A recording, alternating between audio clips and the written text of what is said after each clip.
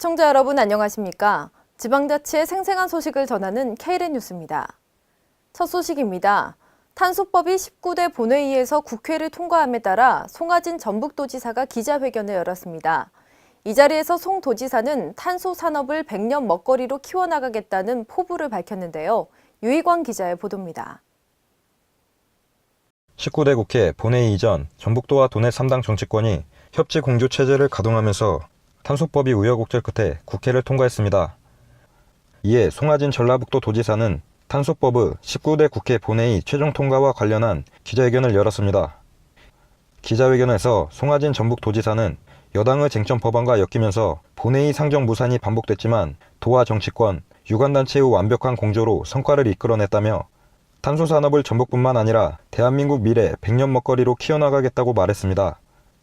한편 탄소법이 제정됨에 따라 그동안 전북 주도 위주로 추진되었던 탄소산업이 국가 차원에서 이끌어 나갈 수 있는 제도적 근간을 마련하면서 정부 차원의 탄소사업 시책들이 본격 추진되는 등 탄소산업 육성 속도가 가속화될 전망입니다. 국가가 탄소산업 계획을 수립하도록 되어 있지 않습니까? 또는 연구소도 만들 수도 있게 계획을 다 넣어놨지 않습니까? 이런 부분들이 있기 때문에 탄소산업에 대한 발전 계획에 어느 정도 가속도가 붙을 것이다. 이와 함께 정부는 민간 부문의 탄소 소재 융복합 기술 개발 활성화를 비롯한 개발 투자 확대 유도를 위해 각종 지원 시책을 마련할 계획이며 경비를 지원하는 규정이 탄소법에 포함됨에 따라 민간에서 R&D와 투자를 본격적으로 진행할 수 있는 근거를 마련하게 됐습니다. 전북도청에서 K랜 유희광입니다. 탄소법이란 전라북도 지역의 탄소밸리를 조성해 탄소산업의 메카로 도약할 수 있도록 물적 지원을 하는 법안입니다. 광주의 아시아 문화도시를 조성하는 아시아 문화도시 조성사업특별법과 같은 성격의 호남지역 발전 지원법인데요. 이 탄소법의 통과로 전라북도는 초고강도 탄소섬유 개발 사업에 탄력을 받을 전망입니다. 탄소섬유란 탄소 함유량이 92% 이상인 무기섬유를 말합니다. 탄소섬유는 철과 비교했을 때 4분의 1 수준으로 가벼우면서도 10배 이상 높은 강도, 7배 이상 높은 탄성을 지닙니다. 그래서 탄소섬유의 쓰임새도 무궁무진한데요. 보시는 바와 같이 건축, 자동차, 우주항공 등 다양한 산업 전반은 물론 부식되지 않고 생체 적합성이 뛰어난 특성으로 인해 인공뼈, 의족 등 의료 분야에서도 연구가 진행되고 있습니다. 전북 김제시 농업기술센터가 과수원에 큰 피해를 주는 해충인 갈색 날개 매미충의 완전 박멸에 총력을 쏟고 있습니다. 매미충의 부화 시기가 지난해보다 4일 빠르게 확인됨에 따라 방제를 서두르고 있는데요. 김승균 기자의 보도입니다.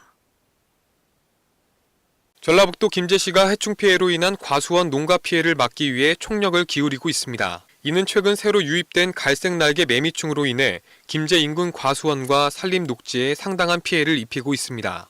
갈색 날개 매미충은 5월 초순에 부화하기 시작해 7월 중순까지 나무의 수액을 흡수해 나무의 품질과 과실의 상품성을 저해할 뿐만 아니라 가지 속의 산란에 유충이 자라게 되면서 나무를 고사시켜 많은 피해를 입히는 해충입니다. 이에 따라 김제시는 관내 과수 동부 지역에 300헥타르에 달하는 방제 약재를 공급하고 이후에도 공원 녹지과와 공동으로 박멸 작업에 나설 예정입니다. 지구온난화로 인해 돌발 해충의 발생이 증가하고 있어 방제를 소홀히 할 경우 피해가 우려되고 있습니다. 특히 갈색 날개 매미충은 감, 복숭아, 블루베리 등의 나무 수액을 빨아먹어 가지를 말라 죽게 하고 배설물들이 과일이나 잎에 붙어 그을음병을 유발하는 등 각별한 주의가 필요합니다. 앞으로도 김제시에서는 방제 약재를 과수농가에 공급하여 갈색 날개 매미충 방제에 최선을 다하겠습니다. 또한 많은 농가들이 갈색 날개 매미충을 해충으로 인식하지 못하는 경우가 많아 방제를 소홀히 할 경우 큰 피해를 줄 수 있어 많은 관심과 점검이 필요한 상황입니다. K랜 김승균입니다. 최저임금제를 보완해 노동자가 실질적인 생활을 할 수 있도록 책정한 임금을 생활임금제라고 하는데요. 전북도 생활임금 조례안이 의안 심사를 통과해 사실상 내년부터 도입될 전망입니다. 김성지 기자가 보도합니다. 전라북도 생활임금 조례안이 19일 도의회 상임위원회를 통과해 시행을 앞두고 있습니다.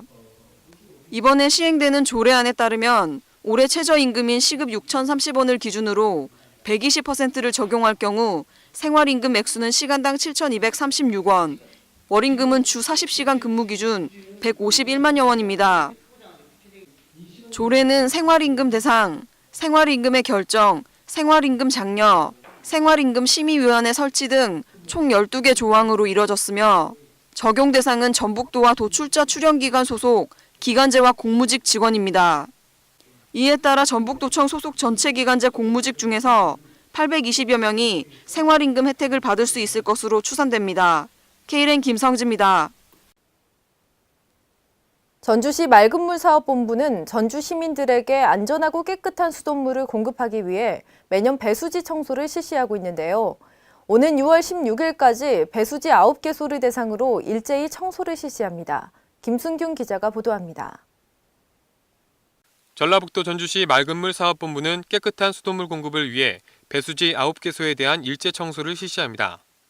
이번 청소는 수온이 본격적으로 상승하는 시기에 맞춰 배수지와 저수조 등의 이끼, 바이러스 등 오염물 증가로 인한 피해를 막기 위해 진행되었습니다.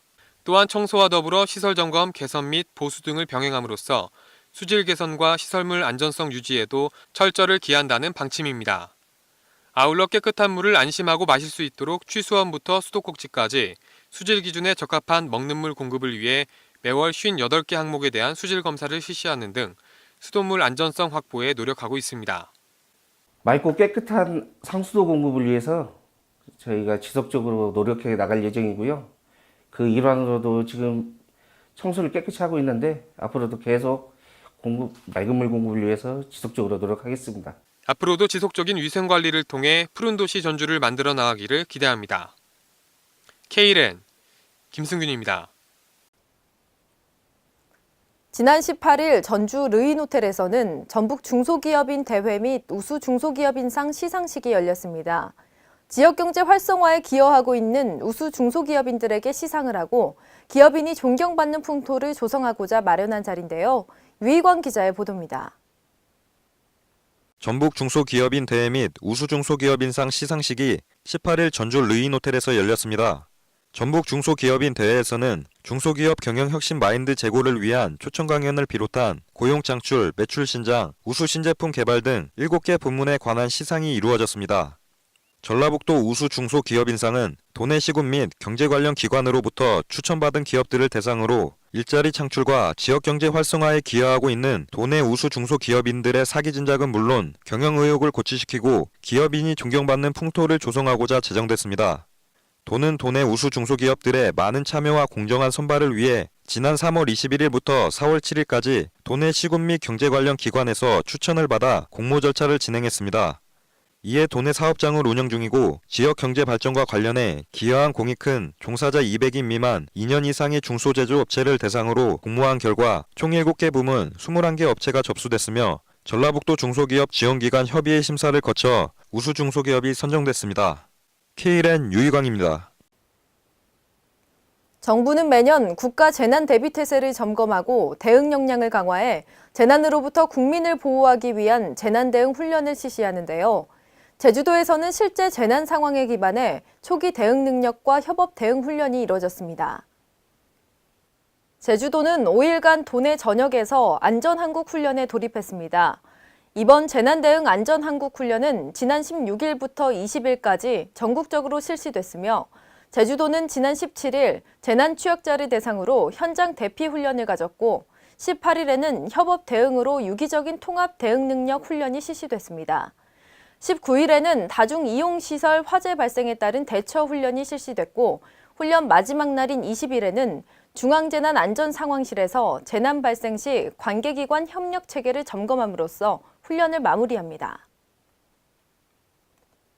최근 남원 장애인 폭행 사건으로 전국이 떠들썩하면서 장애인 복지를 위한 시급한 대책 마련이 거론되고 있는데요.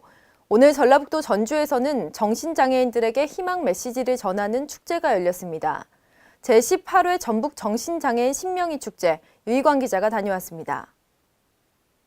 전라북도 정신장애인 신명희 축제가 20일 전주 화산체육관에서 열렸습니다.